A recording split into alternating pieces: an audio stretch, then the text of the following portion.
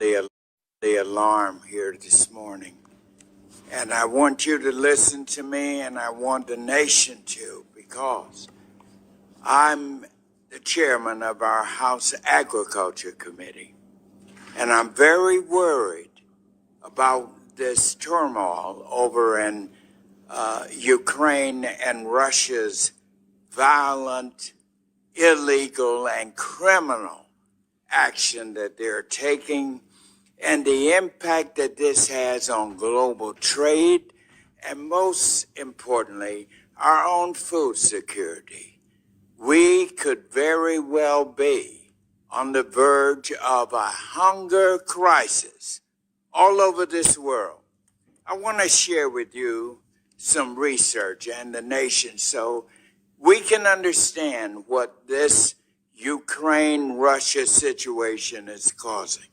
Today, Russia alone is producing more than 2/3 of the 20 million metric tons of fertilizer used to grow corn and wheat around the world. One country producing 66% of the fertilizer that is needed.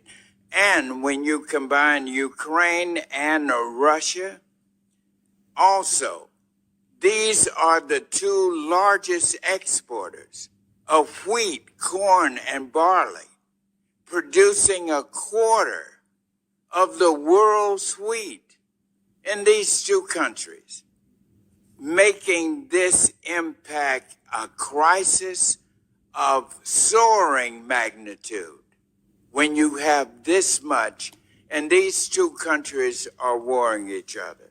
So I want to sound the alarm on this. I want to ask you this question.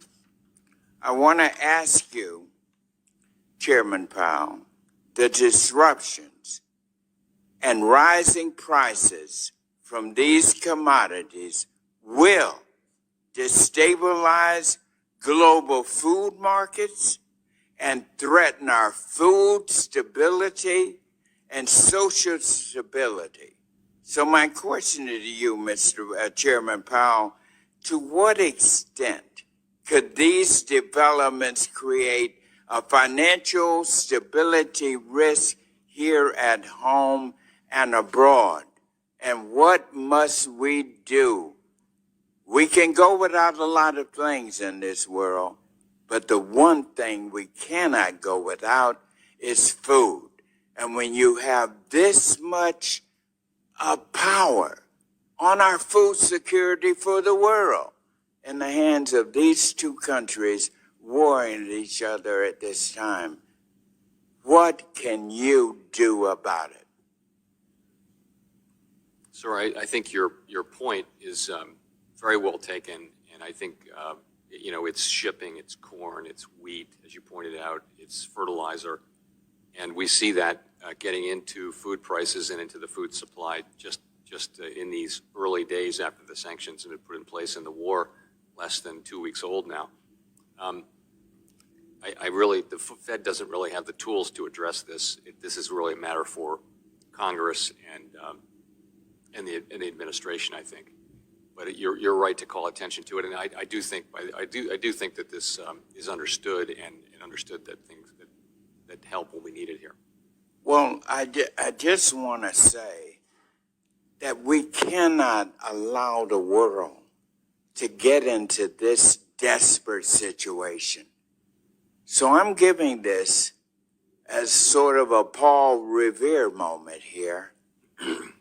I'm not saying the British are coming, but I'm saying the Russians are already at the door, and they could cause worldwide hunger. To you, Secretary Mnuchin, none of the lending facilities established have targeted the needs of our agriculture industry. Now, why do I mention that? Food is coming. I mean, I can't see why people can't see this crisis. Food shortages are coming.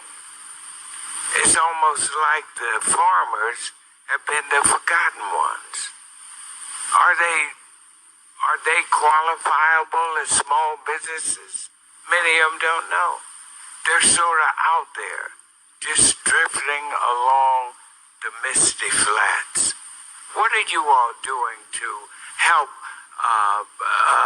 lift up and make sure that we give our farmers, our rural communities, the kind of help that they need? Because all the food chain is going down. You hear about the closures. The food processors are going out. Farmers are coming. These are small, most of them, but they're very important. Why can't they be qualified as small businesses? Where are they? They're getting lost in the shuffle. And if we get a food shortage, we're in, well... Thank you.